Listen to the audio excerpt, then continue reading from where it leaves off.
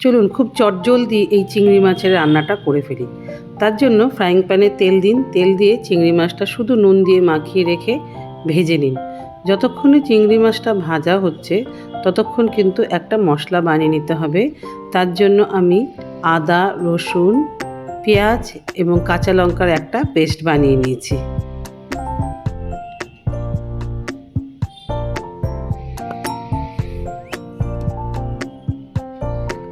মাছটা ভাজা হয়ে গেলে তুলে নিন। সেই তেলে দিন গোটা গরম মশলা অর্থাৎ এলাচ, দারচিনি আর একটা শুকনো লঙ্কা। এবার বানিয়ে রাখা পেস্টটা তাতে অ্যাড করুন। যারা আমার রান্নার ভিডিও দেখেন তারা জানেন যে খুব কম তেল মশলায় কিন্তু আমি রান্না করি, তাই তেলের পরিমাণ কিন্তু আমি যথেষ্ট কম দিয়েছি।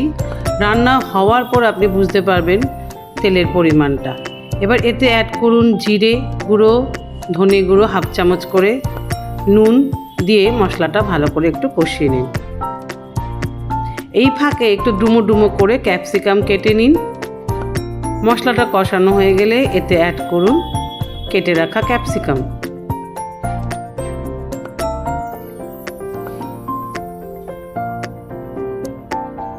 আর একটু নাড়াচাড়া করে তাতে অ্যাড করুন ভেজে রাখা মাছটা।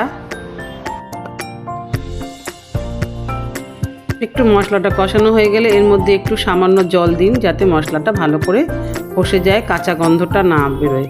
যতক্ষণ আমাদের মশলা কষানো হচ্ছে আমাদের কিন্তু আরেকটি পেস্ট বানিয়ে নিতে হবে। তার জন্য আমি দিলাম 2 চামচ দই এবং তাতে কাজু বাদাম দিয়ে আমি একটা পেস্ট বানিয়ে নেব।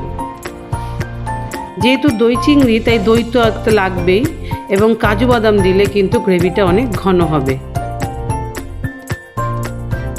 এরই মধ্যে আমাদের কিন্তু মশলাটা কষানো হয়ে গেছে। আমি এর মধ্যে এবার অ্যাড করব দই কাজু বাদাম বাটাটা। এই রান্নাটা কিন্তু খুব সহজ, খুব তাড়াতাড়ি হয়ে যায় এবং খেতেও কিন্তু দারুণ টেস্টি হয়। মালাইকারি, দো পেঁয়াজি আপনারা তো এরকম রান্না করেন, এইভাবে একবার চিংড়ি মাছ রান্না করে দেখুন, খুবই কিন্তু খেতে ভালো হয়। আমি তেল কম খাই তাই আমি তেলের পরিমাণ কম দিয়েছি। আপনারা যদি মনে করেন তাহলে একটু কিন্তু তেলের পরিমাণ বাড়িয়ে দিতে পারেন, তবে আমি বলবো রোজকার রান্নায় কিন্তু তেলটা কম খাওয়াই উচিত। একটু জল দিলাম, বাটি ধোয়া জল দিলাম, দিয়ে একটু কষিয়ে নিয়েছি। দেখুন আমাদের গ্রেভিটা কত সুন্দর হয়ে গেছে, ঘন হয়ে গেছে।